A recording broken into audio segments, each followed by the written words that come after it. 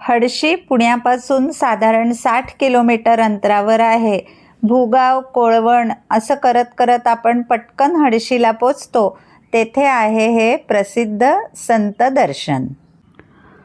साई मंदिराच्या डावीकडे संत दर्शन आहे. तिकीट मोठ्यांना 200, लहानांना 100 रुपये आहे. आपण एका गुहेत प्रवेश करतो. दारातच भव्य गणेशाचं दर्शन घेतो. गुहेतून आपण आत पुढे जाऊ लागतो तेव्हा आपल्याला गणेशाचं दर्शन तर होतंच. गुहेतून जाताना सिद्धिविनायकाचा जयघोष चाललेला असतो. अतिशय सुंदर अशा गाण्यांच्या रेकॉर्ड्स लावलेले असतात. पुढे आपल्याला नंदी आणि त्याच्या पुढे असलेले बाल गणेश घेतलेले शंकर पार्वती. आता आपण वडाच्या सुरपारंब्या असलेल्या जंगलातून पुढे पुढे जात असतो.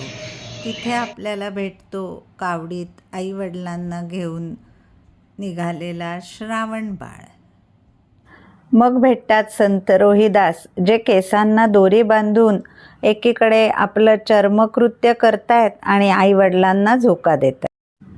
आईवडिलांच्या सेवेत व्यत्यय येऊ नये म्हणून विठुरायाला वीट देणारे भक्त पुंडलिक, त्यांच्याबरोबर जेवण करणारा परमेश्वर, जात्यावर जनाबाईबरोबर दळणारा ईश्वर, ताटी उघडा ज्ञानेश्वरा सांगणारी मुक्ताबाई, योगी चांगदेव जे स्वतःला हवेत ठेवू शकत, त्यांचे गर्वहरण कसं ज्ञानेश्वरांनी केलं ह्याचेही उत्तम मूर्ती इथे आहेत. ते जेव्हा आपलं ऐश्वर दाखवण्यासाठी आपला सगळा परिवार घेऊन वाघावरून आले तेव्हा ज्ञानेश्वर महाराजांनी प्रत्यक्ष भिंतीवर बसून भिंत चालवत ते त्यांच्या समोर गेले आणि त्यांचं गर्वहरण केलं. याचा अतिशय सुंदर देखावा इथे मांडलेला आहे.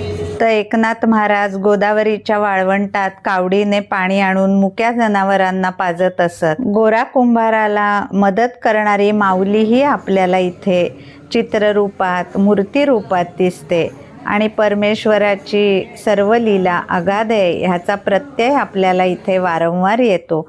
आपलं मन भक्तिरसात न्हाऊन निघतं. आपण जसे पुढे पुढे जातो तसे संत तुकाराम, शिवाजी महाराज आणि संत तुकाराम यांची झालेली भेट अशी ही सगळी शिल्प बघत बघत त्यांच्यावर लिहिलेले ते छोटे छोटे आलेख वाचत आपण पुढे पुढे जात असतो. विठ्ठलाच्या भक्तिरसात न्हाऊन निघालेली आणि त्या भक्तीत स्वतःचे समर्पण करणारी संत सखू आपल्याला इथेच भेटते. गणगण गणात बोते गजानन महाराज.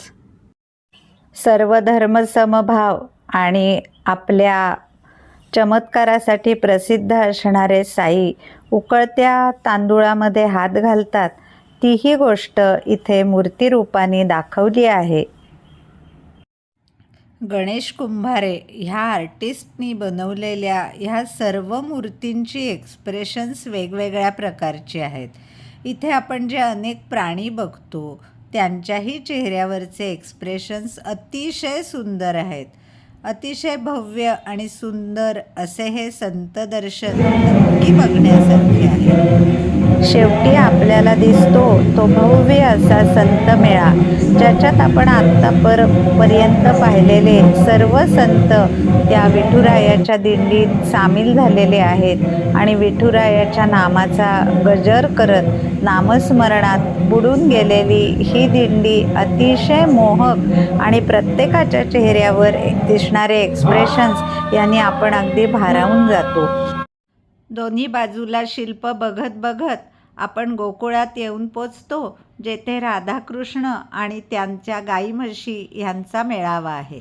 छत्रपती शिवाजी महाराज आणि साईनाथांचा मोठा पुतळा बघून आम्ही तेथेच असलेल्या सिद्धिविनायकाचं दर्शन घेतलं आणि मग गेलो साई मंदिरात. साई मंदिराचा परिसर हा अतिशय रम्य आहे. कमळांचे तळी दोन्हीकडे 2 फुललेली आहेत. स्वच्छ अशा या परिसरात अनेक पायऱ्या चढून आपण विठ्ठल रखुमाई, साईबाबा आणि सत्य साईबाबा ह्यांच्या मूर्तींचे, पादुकांचे दर्शन घेतो. मनाला प्रसन्न करणारं हे साई मंदिर पुण्यापासून अगदी जवळ आहे. मुलांना, फॅमिलीला घेऊन आपण जरूर व्हिजिट करा. तिथून खाली उतरल्यावरच खालच्या बाजूला साईबाबांच्या पादुका आणि मूर्ती आहेत. त्याचंही दर्शन घेऊन आम्ही परतीच्या वाटेवर निघालो. तिथे सुरेख असे बैलजोडी आहे, गाय वासरू आहे, स्वच्छ परिसर, फुलांचे भरलेले ताटवे. हे सगळं मनात साठवतच आम्ही पुण्याकडे परत निघालो. परत भेटू अशाच व्हिडिओसाठी. धन्यवाद.